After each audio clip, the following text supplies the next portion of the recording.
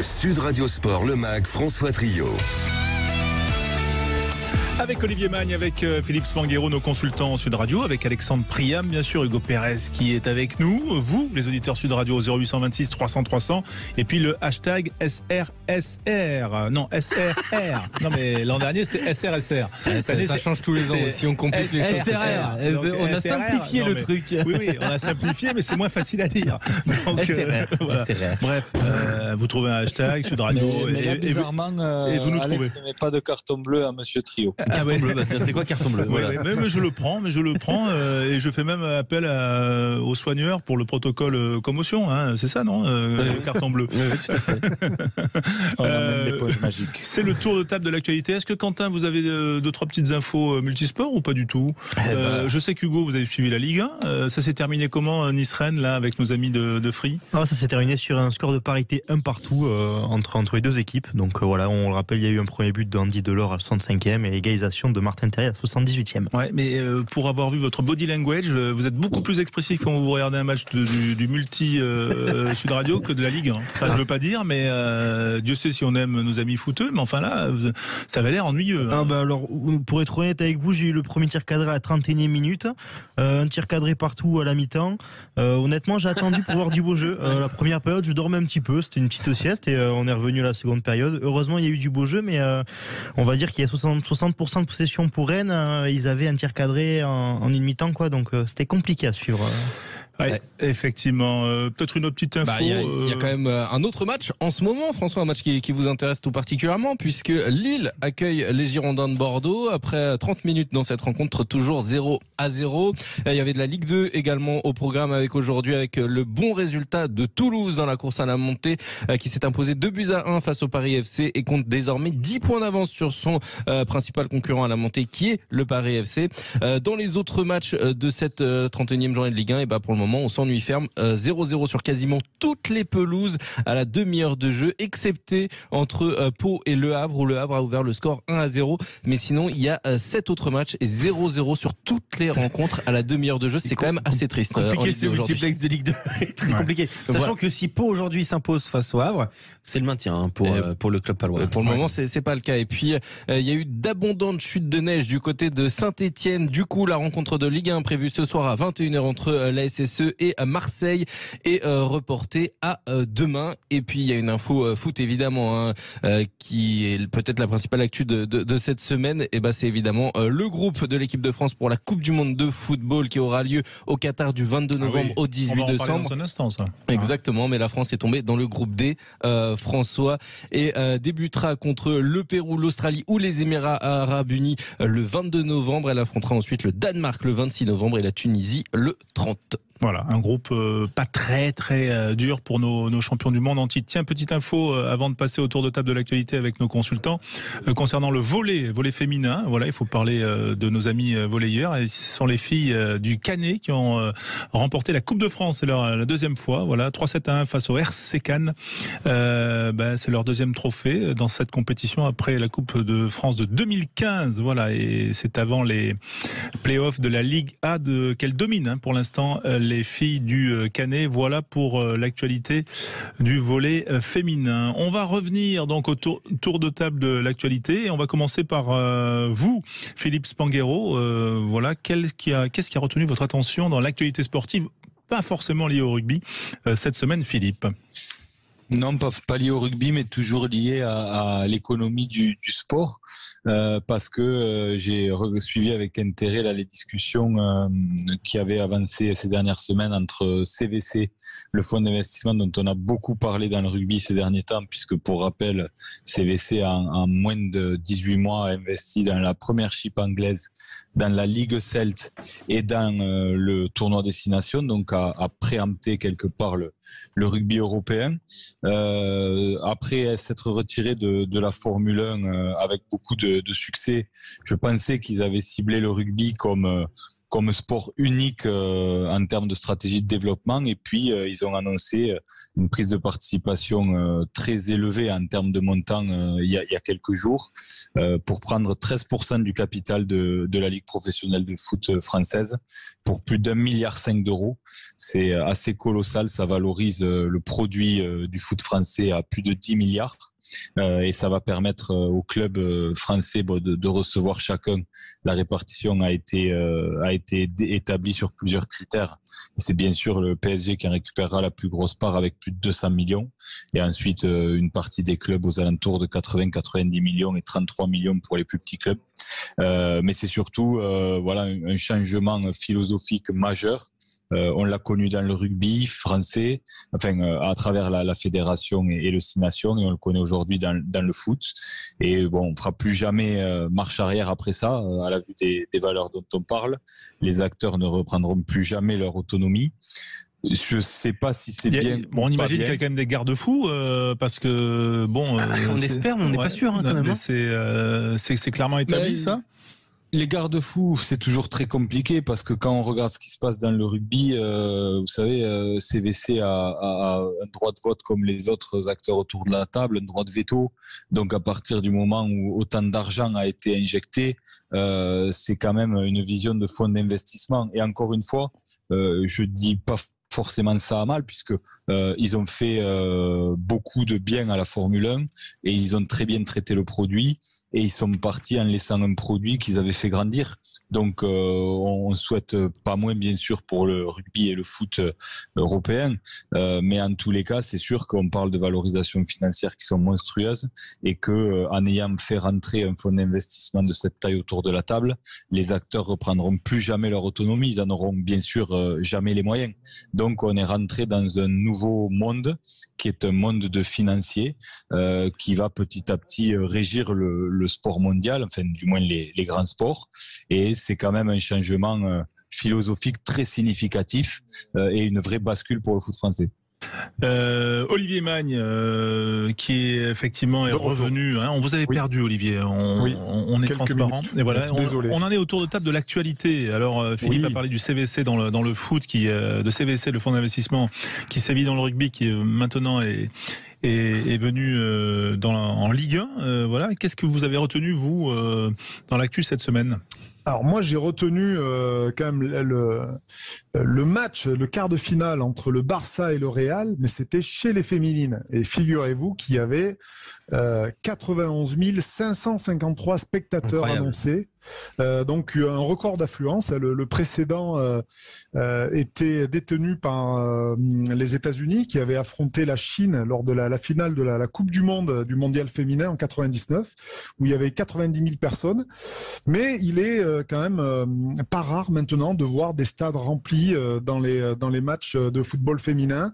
Et voilà, je trouve que ça annonce quand même quelque chose de nouveau, de voir autant d'affluence dans les stades pour des compétitions qui il y a encore peu étaient pas très visibles, où il y avait peu encore de spectateurs, et de voir un tel engouement, ben voilà, ça m'enchante, ça me rassure, et puis je trouve que par ricochet aussi, ça peut permettre à d'autres sports de bénéficier de cette visibilité. Donc voilà, record vraiment quand même incroyable de plus de 91 000 spectateurs pour un quart de finale de la Ligue des Champions du football féminin. Ouais, vous parlez du stade rempli pour le foot féminin. Eh bien moi, mon tour de table de l'actualité, c'est justement une idée du Stade Français Paris, le club cher à Thomas Lombard qui est avec nous. C'est l'idée de l'Equiden. Thomas, bonsoir. Voilà, c'est une manière intéressante de faire vivre son stade et de faire vivre son club. Thomas, expliquez-nous, avant bien sûr qu'on vous pose quand même quelques questions sur le derby de demain. Bonsoir messieurs. Oui, ça rentre dans les opérations qu'on monte autour du projet RSE du Stade Français et dans le cadre du sport santé, inciter les gens à faire du sport.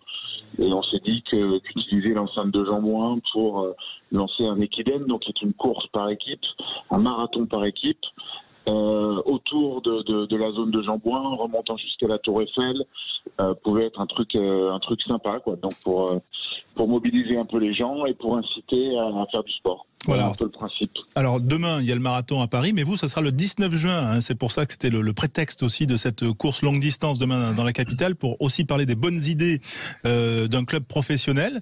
Oui, c'est la RSE, mais c'est une manière aussi de faire vivre votre stade, les abonnés, les partenaires. C'est une bonne idée, hein.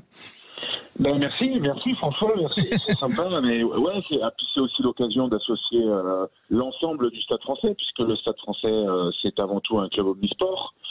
Donc voilà, de mobiliser un peu tous les gens qui aiment ces couleurs et d'aller chercher au travers d'un certain nombre de gens qui se sont associés à la Fédération française d'athlétisme à valider cette course dans son calendrier, à toucher un maximum de monde et à utiliser la convivialité du rugby, l'espace de Jean-Bouin pour faire un événement accessible à tout le monde et surtout sympathique, quoi. Combien de membres dans chaque équipe, puisque c'est un marathon par équipe, donc on fractionne un peu la distance.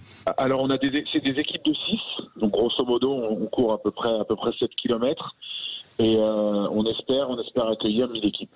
Est-ce que Sud Radio peut faire une équipe avec Olivier Magne, Philippe Spanghero, qui pourrait courir pour deux participants?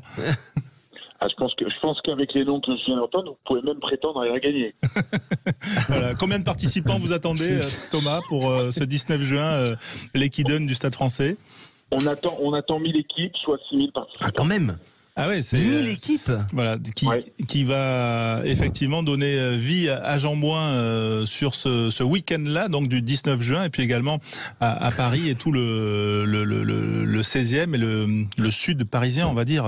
Comme ça, c'est un beau projet. Est-ce que ça peut donner des idées à d'autres clubs? Est-ce que, on va dire, quand vous peut-être participez à des réunions, je ne sais, à la Ligue ou ailleurs, est-ce que ça intrigue vos collègues présidents ou directeurs du top 14? Oui, il y a des discussions. Je crois qu'il y a dans chaque club, il y a des initiatives qui sont prises. Alors nous, on a choisi celle de l'Equidен. Peut-être que ça fera des émules. D'autres s'engagent aussi sur d'autres projets axés sur l'environnement, sur l'écologie. Enfin voilà, il y a plein de choses qui sont en train de se passer dans les écosystèmes des clubs du top 14 et de la Pro D2 et même d'ailleurs des clubs de rugby en général. Et je pense que c'est plutôt positif parce que ça permet d'embarquer à la fois les partenaires, les sponsors, mais aussi tous les gens qui gravitent autour du club dans des choses utiles et nécessaires. Voilà, l'Equiden, hein, E-K-I-D-E-N, facile à trouver sur Internet, en tout cas pour s'inscrire. Week-end du 18 et 19 juin, la course ce sera le 19 juin. C'est un super format. Ouais, c'est juste pour un mot, c'est un super format très très ludique, même pour les gens qui n'ont pas une grande condition physique. L'Equiden de Paris, qui était porté justement par la Fédé d'athlétisme, a toujours eu beaucoup de succès. Et là, avec le tracé en plus dans Paris dont parle Thomas, je pense que. Mais est-ce qu'on peut être marathonien très, très du coup? Est-ce que genre si tu l'as fait, tu peux dire je suis marathonien? Non, Alex, non. Non. Ah mince, non, mais ça me motivait, tu vois. Ouais. T'es trop rotor et non, c'est Thomas, est-ce que vous, en tant que équipe professionnelle, est-ce qu'il y aura une équipe à l'Equiden du Stade Français pro ou en tout cas ou le staff? Enfin, est-ce que vous allez Christophe Moni? Ouais, Christophe Moni. Christophe Moni peut faire les 200 premiers mètres. Et après, il suivra sur un Vespa. Voilà. Non, on va bien sûr, tout le monde va s'engager. Alors j'espère qu'on aura les joueurs. Après, ça dépendra d'où on en est dans la saison. Parce qu'il y a des vacances à donner. Enfin voilà, il y a plein de choses. Mais évidemment, le Stade Français sera représenté. Voilà. En tout cas, on suivra ça, bien sûr, et on est heureux d'en parler sur Sud Radio parce que c'est une initiative vraiment qui un moyen de faire rayonner le club et l'équipe professionnelle du Stade Français de façon très intelligente. Il y a quand même un week-end important pour vous parce que justement, on parlait de la situation sportive. C'est ce derby. Souvent, c'est un tournant dans la saison. C'est demain. Demain soir, c'est chez le voisin, hein, le derby, parce que comme il y en a 3, je m'y perds. Oui, je crois que c'est chez le voisin. Ouais. C'est au Racing. Comment vous l'appréhendez, ce derby? Pression ou pas pression? Bah oui, il y a beaucoup de pression. Alors tu parles de tournant, mais enfin le premier tournant, on l'a mal négocié. Hein. C'était la semaine dernière contre le bébé à Jean-Bouin, où on a laissé Bordeaux l'emporter. Donc on s'est mis dans une situation compliquée par rapport aux chances qui étaient déjà réduites de se qualifier. Donc voilà, on va aller au Racing, qui est lui aussi dans l'obligation de l'emporter, avec une équipe qui est un peu affaiblie parce qu'on a blessé en plus des joueurs importants contre Bordeaux. Mais néanmoins, voilà, tu disais, un derby, c'est un match pas comme les autres, avec une dimension mentale, de détermination qui devra nous amener à nous sublimer. De toute façon, c'est notre salut dans cette saison qui passe par un match sérieux au Racing. Ouais, et on a vu quand même Toulon cet après-midi, on va dire quasiment se relancer en écrasant Lyon à Lyon. Est-ce qu'on peut imaginer ce scénario pour le Stade Français ? J'espère. Après, on n'est pas tout à fait dans la même dynamique. Alors, si on fait un comparatif avec la saison dernière, on a perdu à domicile contre Clermont et tout le monde nous a un peu éliminés. Puis derrière, on a réussi à en gagner 6. Bon, le calendrier n'est pas tout à fait le même en termes d'opposition. Là, il y en a plus de 5, donc il faudra vraiment faire un 5 sur 5. Bon, néanmoins, on a le droit d'y croire. Je pense qu'on a quand même une équipe qui va défendre crânement sa chance. Et j'espère qu'on a aussi un peu d'amour propre, puisque si on se rappelle le début de la saison, le Racing était venu nous taper à Jean-Bouin, et ça nous avait permis de très mal débuter la saison. Et pour rêver de phase finale, il faut quand même des hommes forts. YCA, on voit absent de la feuille de match demain. Est-ce que vous avez une idée de son indisponibilité ? Oui, enfin on a une idée de son indisponibilité, elle est de l'ordre de 3 à 4 semaines. Après, on sait que c'est aussi des joueurs qui récupèrent plus vite que les autres.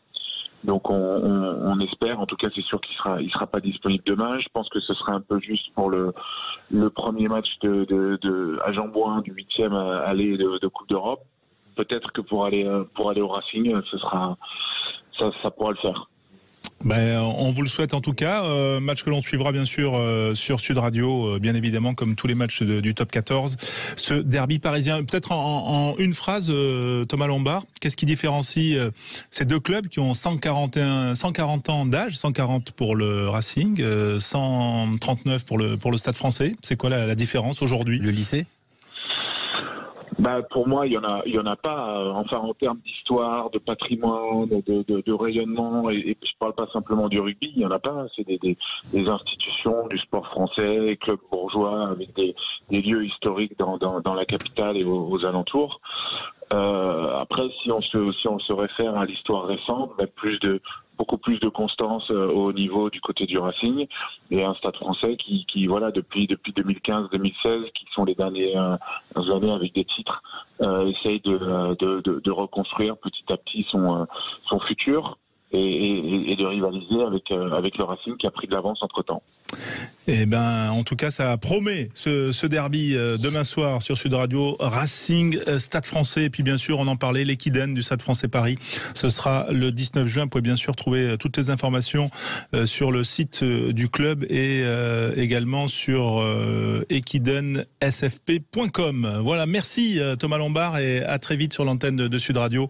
Et bonne fin de saison à vous au Stade Français. À bientôt. Salut. Ciao. Le MAG continue sur Sud Radio. Olivier Magne, Philippe Spanghero qui sont avec nous. Vous le voyez comment, vous, Olivier, ce derby voilà, parce que c'est vrai qu'il faut en gagner 5 là, pour le Stade Français pour essayer de revenir dans la course. Parce qu'on sent, par exemple, que Toulon a une meilleure dynamique. Oui, exactement. C'est une affaire dynamique. Le Stade Français a perdu la semaine dernière à domicile.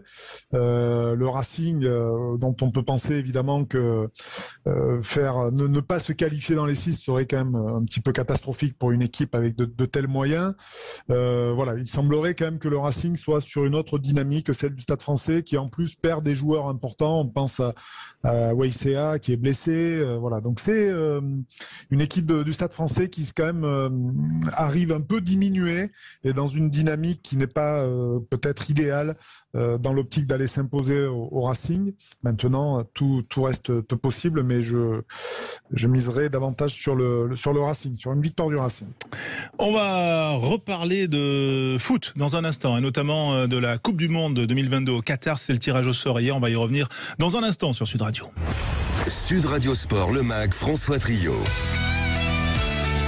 19h51, l'heure de passer avec Olivier Magne, avec Philippe Spanghero, également à l'un des dossiers forts de la semaine. C'était le tirage au sort, Alexandre Priam, de la Coupe du Monde de foot. C'était hier soir au Qatar, cette Coupe du Monde qui fait couler beaucoup d'encre. Oui. On va en reparler dans un instant avec Clément Pernia, et journaliste et écrivain qui est avec nous, et on le salue d'ailleurs. Bonsoir Clément. Bonsoir à tous. Merci d'être avec nous en direct. Juste en quelques mots, le tirage au sort, puisqu'on en a parlé tout à l'heure, les Français ont tirage plutôt clément. Oui, les Bleus qui sont avec le Danemark, tiens, comme on se retrouve, et la Tunisie, puis un barragiste à déterminer, le Pérou, les Émirats Arabes Unis ou l'Australie. Ça ressemblera d'ailleurs fortement à ce qu'avaient eu les Bleus en 2018. Les autres groupes, on peut noter le groupe A, Qatar, Équateur, Sénégal, le groupe B, Angleterre, Iran, États-Unis, et ensuite un barragiste, ça peut être le Pays de Galles, l'Ukraine ou l'Écosse. Le groupe C, Argentine, Arabie Saoudite, Mexique, Pologne. Le groupe E, très intéressant, Espagne, Allemagne, Japon, et ensuite viendra se greffer la Nouvelle-Zélande ou le Costa Rica.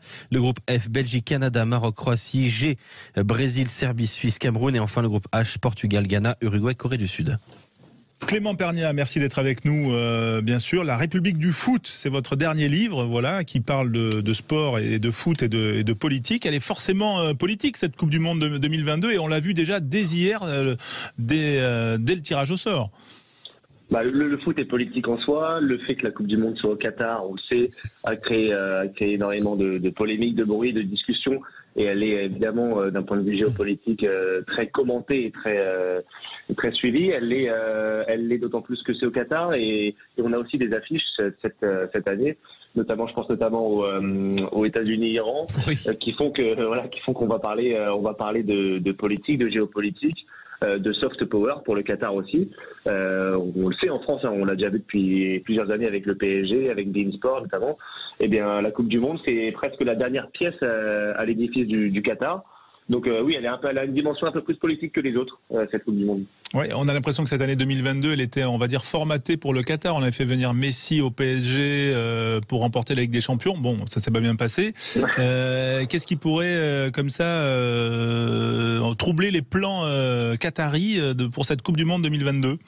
Il y a quand même pas mal de polémiques qui entourent cette Coupe du Monde. On va parvenir évidemment sur les enquêtes du Guardian sur les travailleurs dans la construction des stades, les multiples polémiques liées à l'environnement, à la construction des stades, au fait que la Coupe du Monde soit en novembre. Bon, ça, à la rigueur, le Qatar a un peu dépassé cette page. C'était il y a plusieurs mois.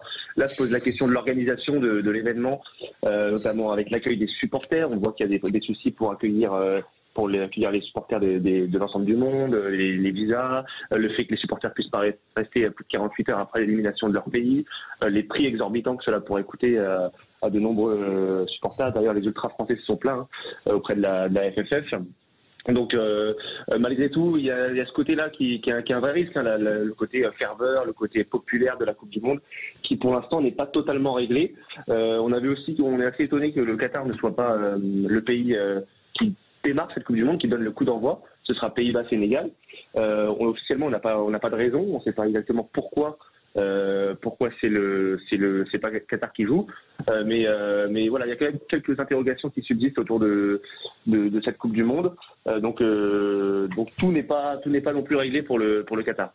Je reprends la couverture du livre, que vous pouvez voir sur la page, sur le site ou sur l'application. Nous sommes filmés. La République du foot, et cette phrase, pas le même parti, mais la même passion. On voit Jacques Chirac en costume avec l'écharpe de l'équipe de France, Sarkozy avec le maillot du PSG, Macron avec le maillot de l'Olympique de Marseille, puis Manuel Valls avec celui de Barcelone.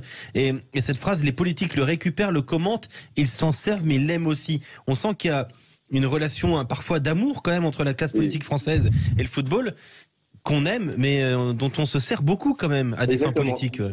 C'est tout ça à la fois. C'est exactement tout ça à la fois. Et d'ailleurs, cette couverture l'illustre plutôt bien, dans le sens où on a par exemple Sarkozy et Valls, Emmanuel Valls, qui sont de vrais fans de football, de vrais fans de leur club.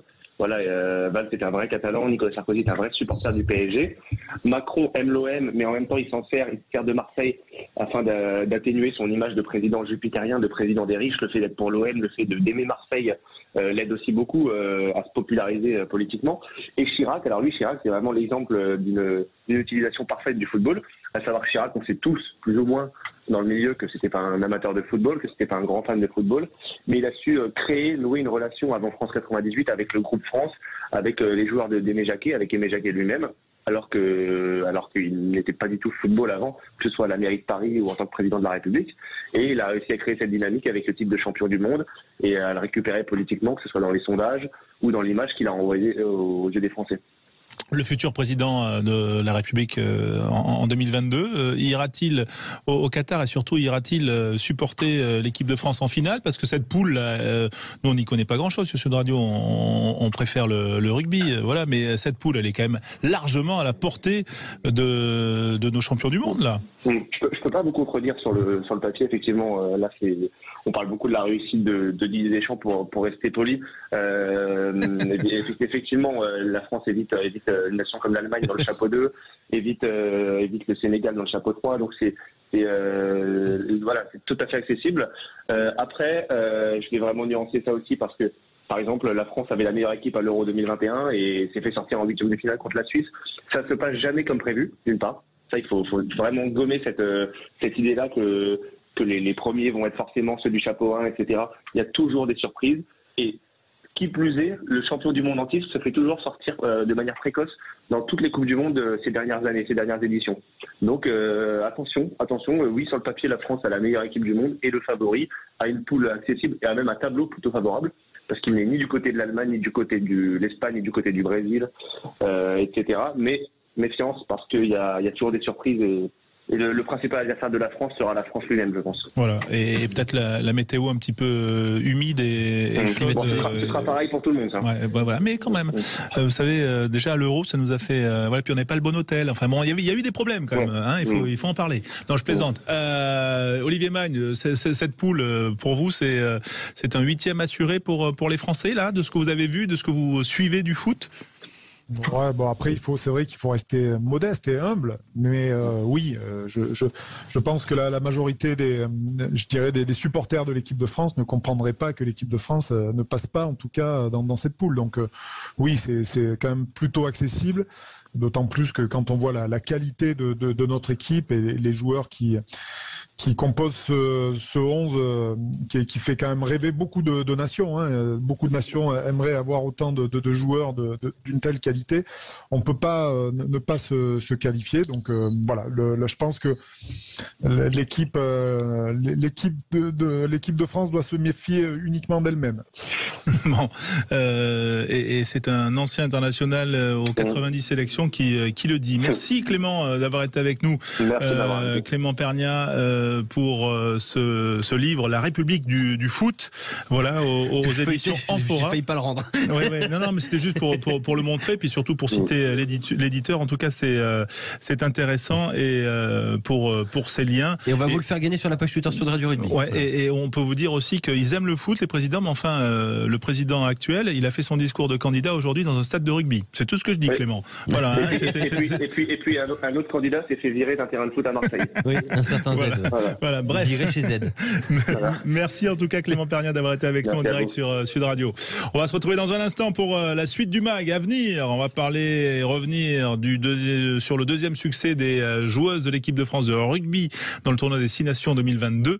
Mais avant cela, on fera un petit point sur l'actualité. Restez avec nous sur Sud Radio. Sud Radio Sport, le MAG, François Trio.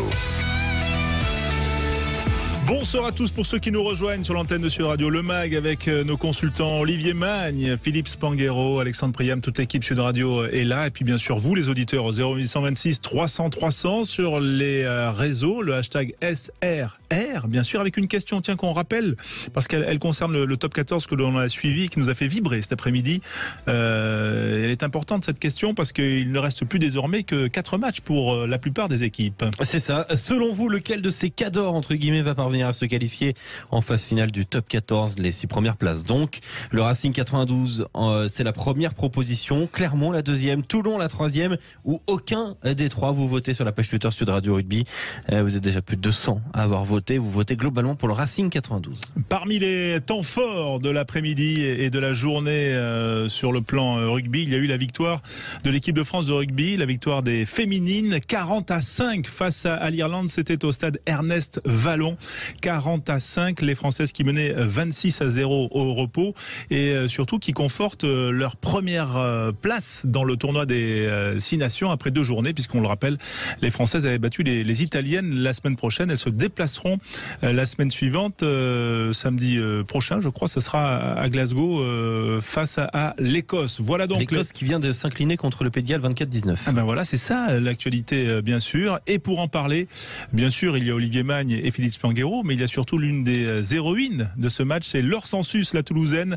Elle est surtout la demi-mêlée du 15 de France. Elle a inscrit un essai, elle est avec nous en direct sur Sud Radio. Bonsoir. Bonsoir. Merci, merci d'être avec nous parce que vous avez terminé ce match il y a quelques heures. Comment vous digérez cette victoire? Est-ce qu'elle est plus aboutie entre guillemets que celle remportée contre l'Italie la semaine dernière? Oui, on a réussi à mettre plus en place notre jeu, on a été plus conquérante notamment sur la conquête, que ce soit la mêlée ou la touche. Donc forcément, on tire un peu plus de satisfaction de ce match, mais on est consciente aussi qu'il va falloir encore monter de niveau pour les matchs qui arrivent. Oui, on rappelle que vous êtes à la recherche d'un trophée, en tout cas d'un grand chelem depuis 2018, voilà, et que vos grandes rivales sont les Anglaises. Vous terminerez face aux Anglaises, un petit peu comme les garçons. Et vous étiez titulaire. Aujourd'hui, vous avez été élu femme du match.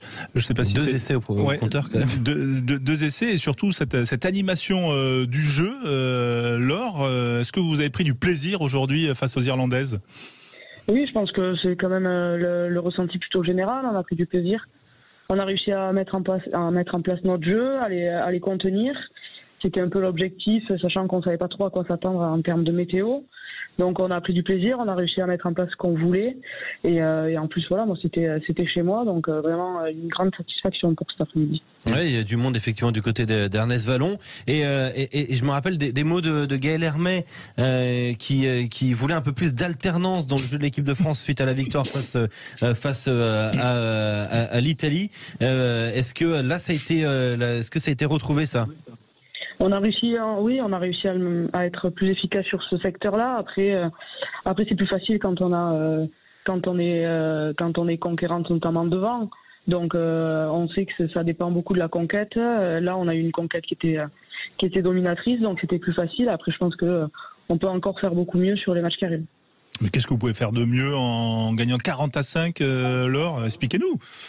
On a eu une deuxième mi-temps, on fait une grosse première mi-temps où dès qu'on rentre chez elles, on est pragmatique, on arrive à marquer. Et en deuxième mi-temps, elles ont beaucoup tenu le ballon, on a très peu réussi à le récupérer. Les ballons qu'on a récupérés, on n'a pas forcément réussi à les exploiter.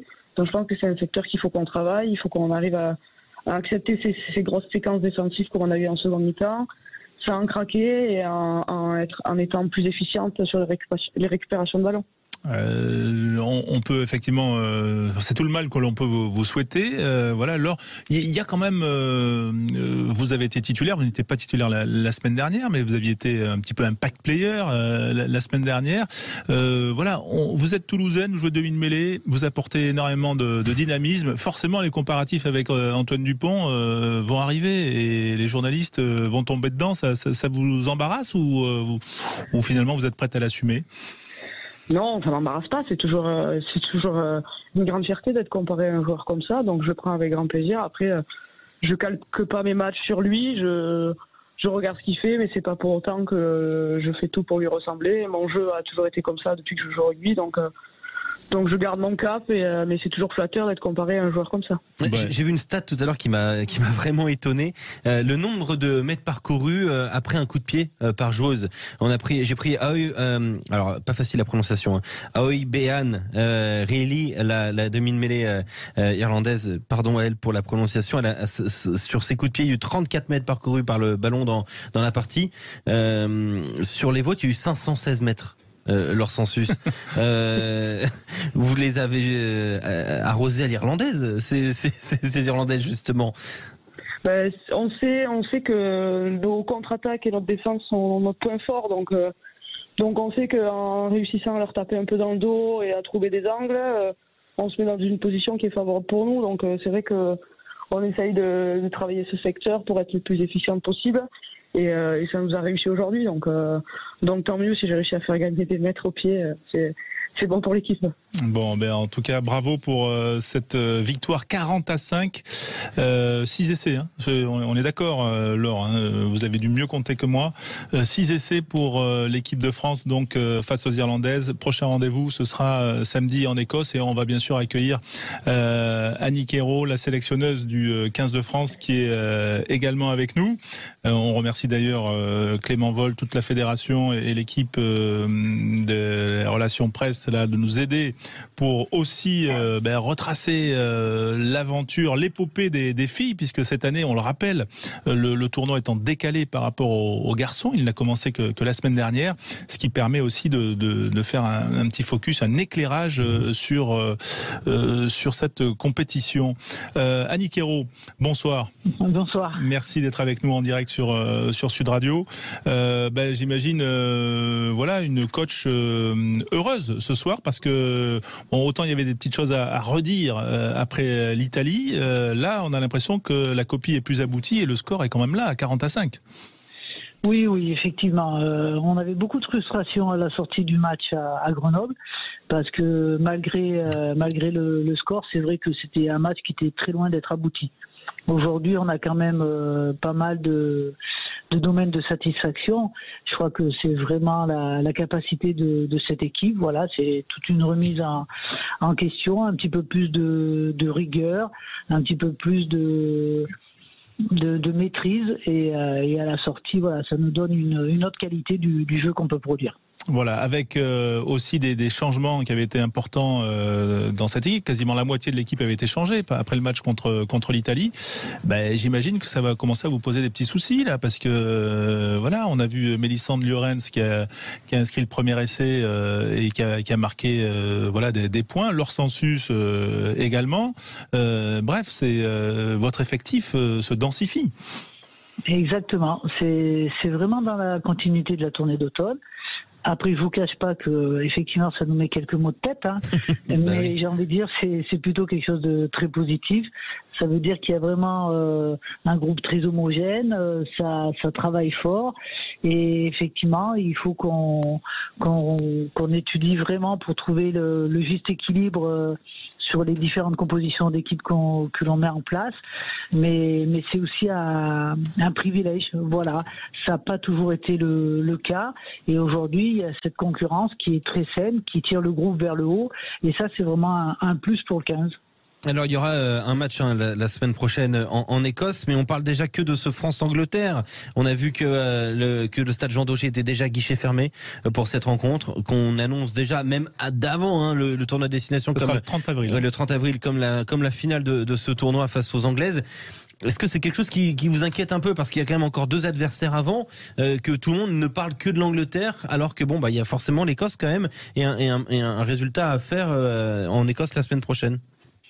Non, parce que chacun son job, que les médias puissent en parler, parce qu'effectivement ils pensent déjà à ce match-là. Oui, pourquoi pas. Après, nous en interne, le groupe, on pense à la semaine prochaine, au match qu'on va faire en Écosse. Voilà, la priorité aujourd'hui, elle est là. Après, les filles vont entrer chez elles. On va faire un deuxième bloc avec une autre sélection de joueuses aussi. Donc voilà, aujourd'hui, on se projette pas. Bien sûr qu'on a une vision. Ça, je vous le cache pas, bien évidemment qu'on se pose déjà certaines questions, mais aujourd'hui, on va être focus sur l'Écosse. Après, vous le voyez bien que ça va être complexe. Ça doit faire ça va vous faire quelque chose de voir Jean Daugé déjà à guichet fermé, alors que le match est dans 3 semaines. Voilà. Après ça, franchement, c'est du bonheur, c'est du jamais vu. Qu'un match des féminines soit complet 1 mois à l'avance, c'est du jamais vu.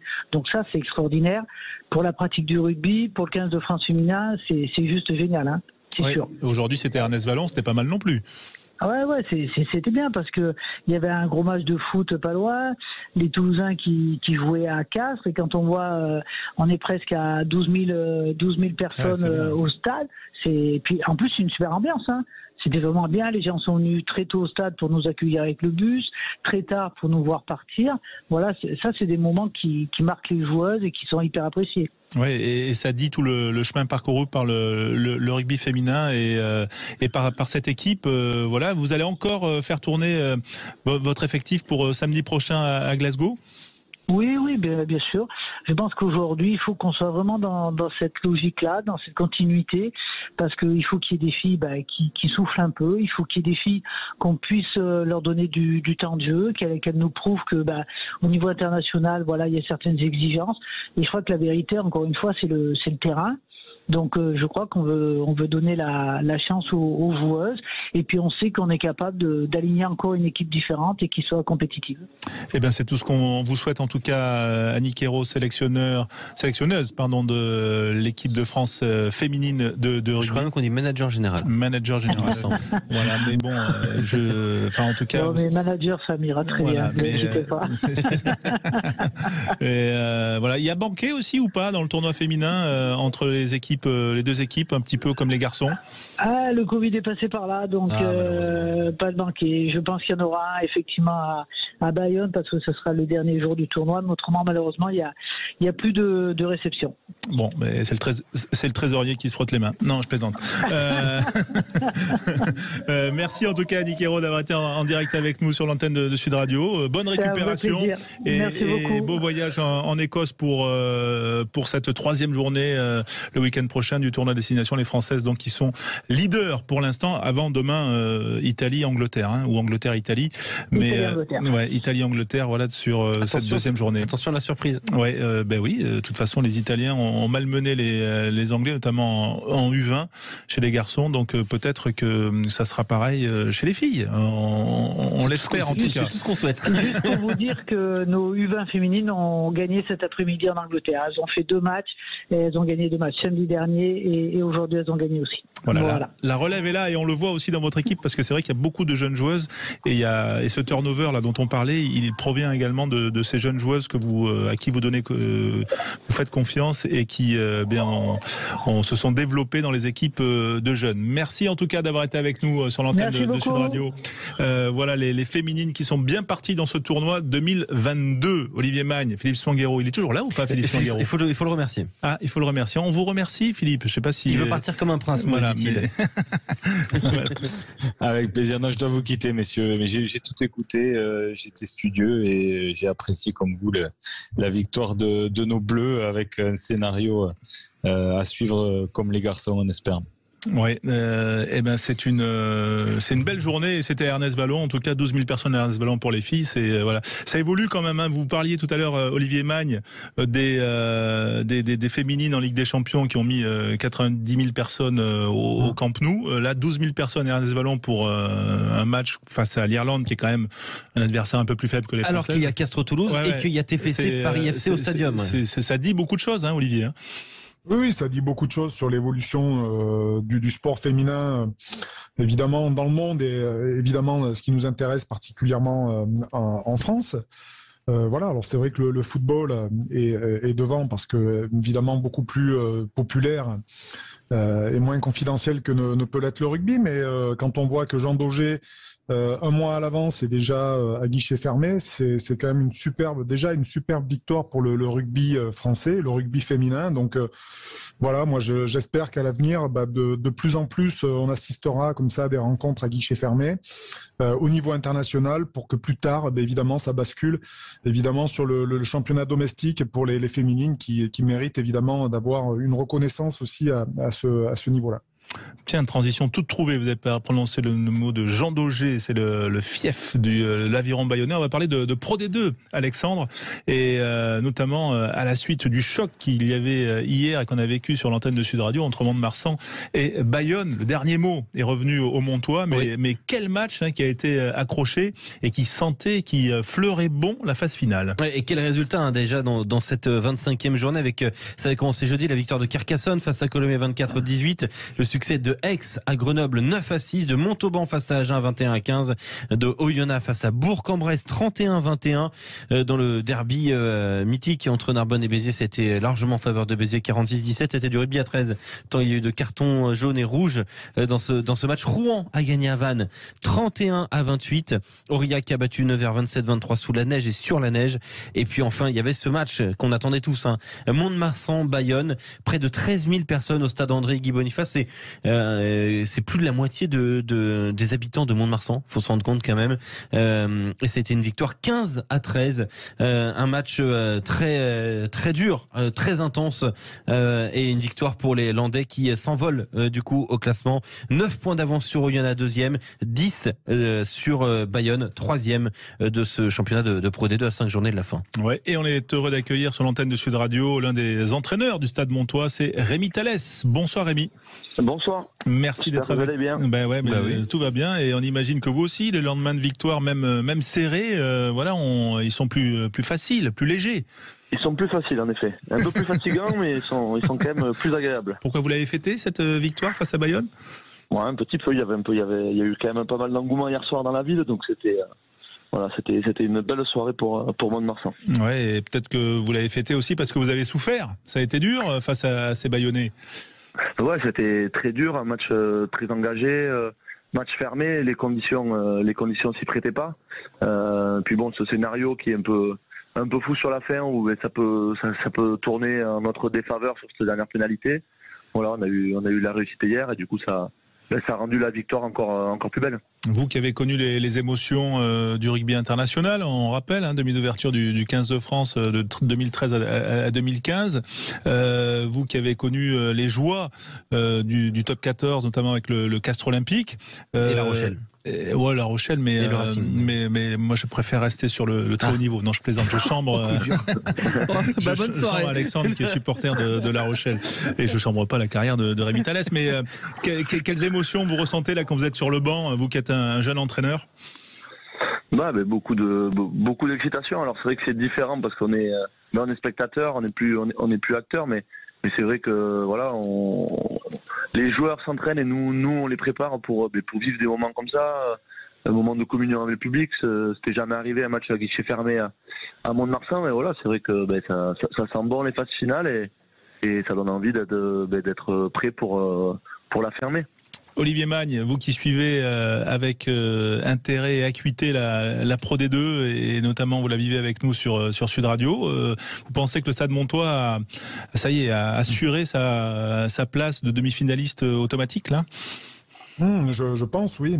Je pense. Ce qui est d'autant plus intéressant avec le Stade Montois, c'est que même dans des conditions un peu difficiles, avec une équipe de Bayonne qui a évolué sur un registre un peu différent, voilà, c'est une équipe montoise qui a su répondre aussi avec de sérieux arguments. Donc moi, j'ai suivi depuis le début de la saison cette équipe montoise et ce que j'ai trouvé de remarquable, c'est que elle pratique un jeu total avec beaucoup de mouvements, beaucoup de qualité, de pragmatisme dans son jeu et surtout d'intelligence dans tout ce qu'elle fait. Donc moi, ça me plaît beaucoup parce qu'il y a des joueurs dont on voit à Mont-de-Marsan qu'ils prennent beaucoup de plaisir, je trouve. Ça, on le voit quand on les regarde jouer. Et donc voilà, c'est une équipe montoise qui a des prétentions et moi je trouve qu'elle est plutôt très bien placée. Donc voilà, mais après les phases finales, ça reste autre chose et on verra bien comment ça va se passer. Le plaisir, c'est la patte de Rémi Thalès? Je sais pas, en tout cas c'est sûr que c'est ce qu'on essaie de véhiculer, que les joueurs prennent du plaisir, qu'ils donnent du plaisir aux supporters. Je pense que c'est l'essence même de notre sport, c'est avant tout un plaisir que de jouer au rugby. Donc voilà, on essaie de détourner notre passion, notre métier par ce mot qui nous anime, c'est vrai, tous les jours. Alors, lors du match aller, vous aviez fait cette victoire à Bayonne avec ce thème de la Casa des Papels, le braquage fait à Jean Daugé. Il y a eu des thèmes sur les blocs cette saison à Mont-de-Marsan, si je me trompe pas, Rémi. Là, c'est 300, c'est ça, c'est le film 300. Ce sont ces Spartiates qui affrontent une immense armée perse composée de près d'1 million de guerriers. Ils sont seulement 300. Ils doivent se battre seuls contre tous. Elle vient d'où cette idée de thématiser ces blocs comme ça? Ouais, ça ça vient de notre manager et quand même de Stéphane Prosper, les anciens qui voilà, qui c'est un peu l'image de Mont-de-Marsan aussi. Il véhicule ça depuis de nombreuses années. Et c'est vrai que depuis le début de la saison, on est parti sur ces thèmes-là. Il y a eu la Légion, il y a eu la Casa de Papel, il y a eu Koh-Lanta. C'est vrai que là, on est sur 300 et voilà, ça nous permet de détourner un peu la pression des matchs, d'adapter nos discours par rapport à ça. Et voilà. Il y a quoi? Il y a des réunions, il y a des brainstorming pour choisir les thèmes? Ouais, on essaie après chaque bloc, on essaie d'échanger, de trouver de nouvelles idées, d'essayer de trouver autour des verres d'eau. Autour de verres d'eau, autour des blocs qui arrivent devant nous, et voilà, donc on essaie de sortir un peu du cadre. Ouais, il y a les blocs bien sûr qui défilent, parce que la fin de saison régulière approche, et puis il y a aussi le futur proche, c'est le top 14. Très loin. Quand on est dans le staff comme vous, Rémi, forcément, on travaille sur les scénarios là, non? Forcément, on peut plus se cacher et dire qu'on n'y pense pas. Mais après, il y a encore, comme l'a dit très bien Olivier, il y a la phase régulière et après il y a les phases finales où tout est remis en jeu. Mais en tout cas, c'est sûr que aujourd'hui, je pense qu'on s'est donné le droit et les joueurs se sont donné le droit, en tout cas, de rêver et de surtout ne pas se fixer de limites. Et puis après, on verra ce que donnera la fin de saison. Il reste 5-6 journées? 5 comment vous allez les gérer là? Parce que vous avez 10 points d'avance? 9 et 10. Bon, en gros, c'est quasiment fait. Ça veut dire comment vous allez gérer la fin de saison, cette avance-là? En gagnant le plus de matchs possible et assurer la qualif. C'est quand même, il y a 9 points, mais bon, on a 2 jokers, c'est sûr, par rapport à Rémi, on est entre nous. Voilà, vous êtes qualifié là ce soir. Donc ma question, c'était comment vous allez gérer justement le groupe, faire reposer certains ou pas, sur les 5 matchs qui restent. En tout cas, créer de l'émulation au sein du groupe, je pense que c'est notre force depuis le début de l'année. C'est sûr que les résultats aident pour impliquer un maximum de joueurs. Donc je pense que c'est sûr qu'on va partir sur ça sur la fin de saison pour avoir le plus de joueurs disponibles, que les troupes soient fraîches et pour arriver aux phases finales avec notre jeu qui soit encore plus en place et que surtout tout le groupe pousse à travers l'équipe et tire l'équipe vers le haut. Déplacement à Aurillac, réception de Béziers, déplacement à Colomiers, réception de Grenoble, déplacement à Provence Rugby. Voilà le programme qui vous attend jusqu'au jeudi 12 mai, date de cette dernière et 30e et dernière journée de phase régulière. Olivier Mann, je vous entends tousser. Peut-être une question pour Rémi Thalès? Non, pas de questions particulières. C'est vrai que c'est la question que tu as posée, François, sur la suite. C'est vrai qu'on voit toutes ces équipes de Pro D2 qui arrivent sur le tard, connaissent évidemment leur situation et la montée en top 14 sans véritablement y être préparés, avec un effectif qui est toujours un peu diminué par rapport aux exigences du top 14. Donc je pense que c'est dans un coin de leur tête, parce que de toute façon il faut bien évidemment l'envisager et toutes les prévisions doivent être faites. Mais toujours est-il que est-ce qu'il y a des noms peut-être qui circulent du côté du Stade Montois? Est-ce qu'on sait qu'il y a une filière fidjienne depuis de nombreuses années? Est-ce qu'il y a des noms peut-être à nous donner, Rémi, sur les futurs joueurs du Stade Montois? C'est pas moi qui ai posé la question, Rémi. Non, mais c'est vrai que mais aujourd'hui j'ai pas de nom à vous donner. C'est vrai qu'il y a une filière fidjienne qui a toujours existé avant de Marsan, et je pense qu'elle va perdurer. En tout cas, on va tout faire pour qu'elle perdure, parce que c'est vrai qu'il tire toujours l'équipe vers le haut. Là, on voit aujourd'hui Vakaya, Naituivi et Goneva qui nous font énormément de bien. Donc c'est sûr qu'on va continuer à s'appuyer sur cette filière-là. Mais après, vous donner des noms aujourd'hui, on en est encore un peu loin. On cherche, on a déjà stabilisé notre effectif et maintenant on s'attelle à trouver et à construire notre effectif. Léo Colli sera là ou pas? J'aurais bien aimé. Ouais. Banos aussi, parce que on se pose aussi la question du jeune troisième ligne. Banos, je pense qu'il sera là. Ah, ça, ce serait une très très bonne nouvelle pour les supporters montois. Hein. Voilà une bonne info. Une très bonne nouvelle. Ouais. Voilà, bonne nouvelle effectivement, internationale des moins de 20 ans, troisième ligne. Voilà, mais Léo Colli, ça semble difficile. On a l'impression que ça semble difficile. Est-ce qu'il va rejoindre un ancien Montois à Montpellier? Je sais pas trop ce qu'il a signé. Voilà. Mais ce type de joueur, en tout cas, peut vous mener aussi jusqu'au bout. Ça sera ma dernière question, Rémi. Voilà, c'est le petit plus aujourd'hui, Léo Colli, chez vous? Bah, tout à fait. Là, il a vraiment franchi énormément de paliers cette année. De week-end après week-end, il prend de plus en plus de confiance, de plus de leadership sur l'équipe, et c'est vrai qu'il fait une saison incroyable, et on a envie et je pense qu'il a envie en tout cas de très bien finir son parcours à Mont-de-Marsan, mais voilà, on compte sur lui, on aura besoin de lui jusqu'à la fin de la saison, et qu'il continue en tout cas à donner la pleine mesure de son talent. Eh bien, on vous remercie, Rémi, d'avoir été avec nous. On vous souhaite une belle fin de saison, bien sûr, et on suit la Pro D2 avec toujours autant d'attention. Le vendredi soir, bien sûr, pour le multiplex, et puis au retour avec les acteurs de ce magnifique championnat sur Sud Radio le samedi dans le MAG. Merci, Rémi, à bientôt. Merci à vous, bonne soirée. On se retrouve dans un instant, tiens, pour filer vers le match du soir, UBB La Rochelle, là aussi match entre voisins de l'Atlantique, et que l'on va bien sûr découvrir dans un instant. Si vous restez avec nous, restez, je vous promets.